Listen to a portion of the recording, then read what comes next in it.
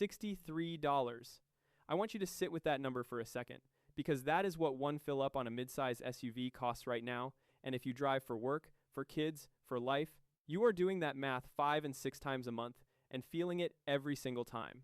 You stand there gripping the pump handle, watching the dollars sprint while the gallons crawl, and right at that exact moment of maximum pain, the industry has products waiting for you like a trap with the spring pulled back. The $15 bottle at the register with flames on the label promising unleashed power and maximum mileage. The $1 miracle pill all over your feed promising 30% better fuel economy from a tablet you just drop down the filler neck. And here is the part that should make you genuinely angry. One of the biggest fuel pill operations in American history got hauled into court by the Attorney General of Texas, and when state chemists cracked those miracle tablets open in a lab, you know what they found inside? Mothballs. Naphthalene, the stuff your grandmother kept in the closet, pressed into pill form and sold as combustion technology to working people who were just trying to afford their commute.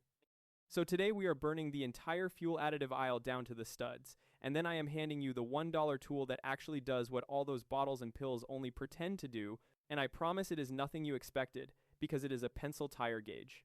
Wait, do not click away, because the federal government's own test data says this dumb little aluminum stick recovers more real, verified mileage than everything on that additive shelf combined. So give me 10 minutes and I will prove it. Here's the secret the additive industry buries under all that flame-branded packaging. Your engine does not have a fuel-burning problem, your car has a fuel-wasting problem, and almost all of that waste happens in places no bottle can ever reach. The single biggest one you can actually control is sitting at all 4 corners of your vehicle right now. Your tire pressure.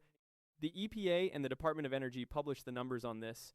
Every single sigh of underinflation across your tires costs you about 0.2% in fuel economy, and properly inflating underinflated tires recovers up to 3% of your mileage.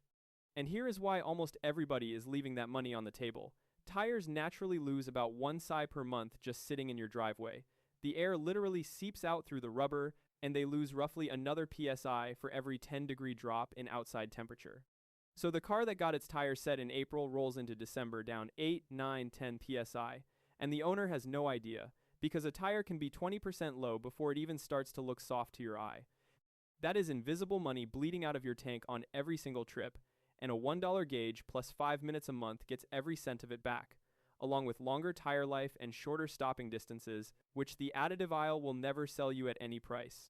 And if you are done, I mean truly done, being treated like a walking ATM by companies that will literally press mothballs into pills and sell them to your desperation at the pump, hit subscribe and lock in with the Garage Underground right now, because this channel exists for one reason. We take the products they aim at your wallet, we run the real chemistry on camera, and we replace them with fixes that cost pennies and survive testing, and this community films their own results and posts them in the comments, which is exactly why the scam brands hate us and exactly why you can trust us. Now, let me give you the chemistry lesson the pill sellers are praying you never hear, because 2 minutes of real science vaporizes their entire pitch. Start with the biggest lie in the fuel aisle, the idea that octane means energy. It does not. Octane rating measures exactly one thing: how strongly a fuel resists igniting on its own under compression before the spark plug fires. 93 octane premium does not contain more energy than 87 regular. It is simply more stubborn about lighting off early. Now listen closely to the fuel pill pitch. They claim their tablet lowers the ignition temperature of your gasoline so it burns faster and more completely. Think about what that actually means. Making gasoline easier to ignite is, by definition, lowering its octane. Fuel that lights too easily under compression detonates before the spark arrives. That is engine knock. And your car has a knock sensor bolted to the block specifically to catch it. And the instant it does, the computer retards your ignition timing to protect the pistons. And retarded timing means less power and worse mileage. So if a fuel pill actually performed the chemistry it advertises, it would make your fuel economy worse, not better. And that is before we talk about what is physically inside some of these things. The real organometallic fuel additives that exist in the industrial world, compounds like ferrocene and MMT, have a documented rap sheet. They leave iron and manganese oxide deposits behind after combustion, a fine conductive rust-colored dust that coats your spark plug insulators until they misfire, coats the sensing element of your oxygen sensors until they feed the computer garbage, and slowly plugs the honeycomb passages of your catalytic converter, which is a 4-figure part. And the deepest problem of all is that there is no locked up fuel energy for any pill to release in the first place. A modern fuel-injected engine running in closed loop already burns roughly 98% of the fuel entering the cylinder. Your oxygen sensors and computer are trimming that mixture many times every second. The real losses in your engine are heat, energy pouring out the exhaust and into the coolant, and that is fixed by compression ratio and thermodynamics locked in at the factory. And I am sorry, but nothing you drop down a filler neck renegotiates the laws of thermodynamics. Now compare that fantasy to the boring, beautiful physics of the tire, the only part of your car that touches the earth. An underinflated tire flexes more with every rotation, the sidewall bulges and squirms, and rubber that flexes converts motion into heat. Engineers call it hysteresis. You can call it your gasoline being turned into warm rubber. More flex means more rolling resistance, which means your engine burns extra fuel every mile just to drag those soft tires down the road. Firm them up to spec, and the flex drops, the heat drops, the rolling resistance drops, and your mileage comes back. No miracles, no unlocked energy, just physics that has been true since the pneumatic tire was invented, verified by federal testing instead of a guy in a rented lab coat. Now let us gut the expensive stuff properly, starting with the pills, because the story is even uglier than I told you. In 2006, the Texas Attorney General shut down a fuel pill operation that had pulled in tens of millions, selling all-natural tablets promising huge mileage gains, and state testing found those pills were essentially naphthalene mothball material, which does nothing for combustion and is exactly the kind of solid that refuses to fully dissolve in gasoline. And this was not a one-off.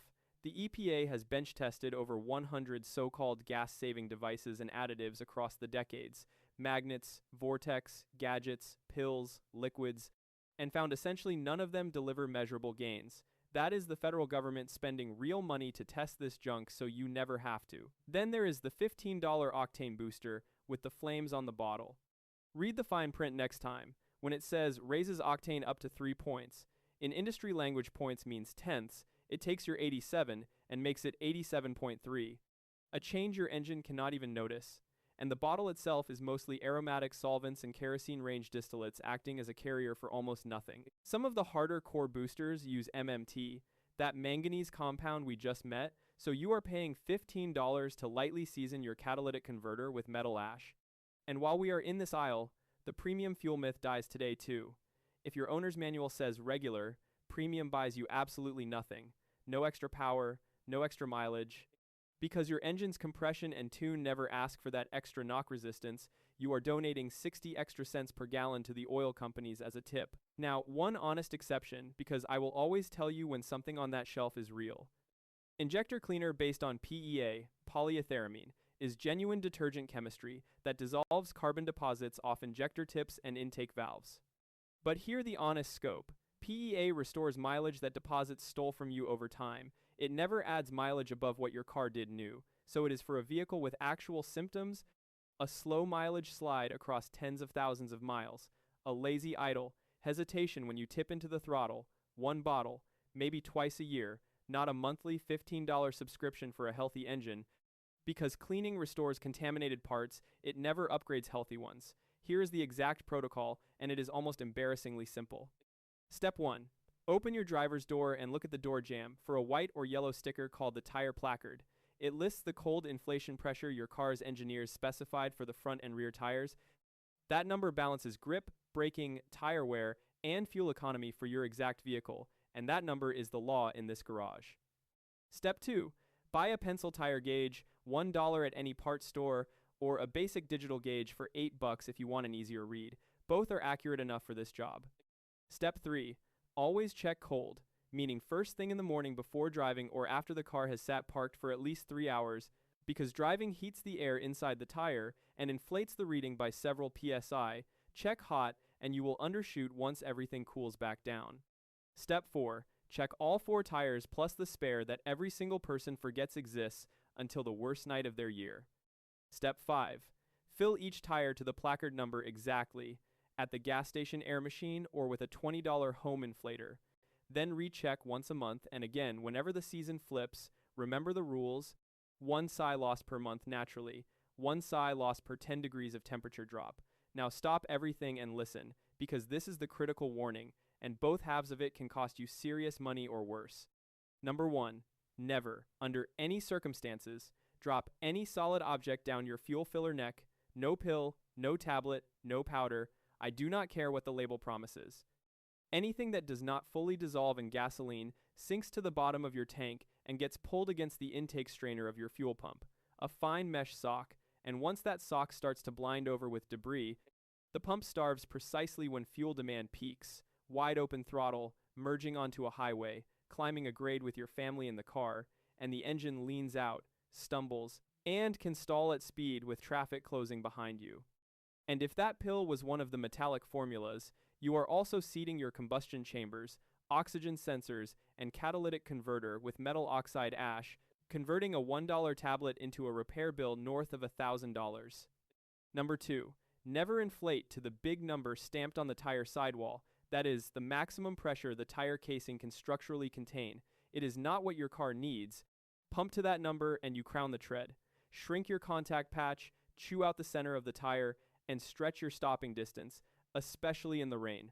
The placard, cold, every month, that is the whole religion. And while you have 5 minutes invested, stack the free wins on top, drag the dead weight out of your trunk because an extra 100 pounds costs you about 1%, pull the roof box off whenever you are not actually using it, because at interstate speed, that thing can cost you up to 25% since aerodynamic drag climbs with the square of your speed, and retrain your right foot because smooth acceleration and reading the traffic ahead is worth 10 to 40% in stop-and-go driving, the single biggest fuel economy lever you own, and it is installed in your shoe. So run the final math with me.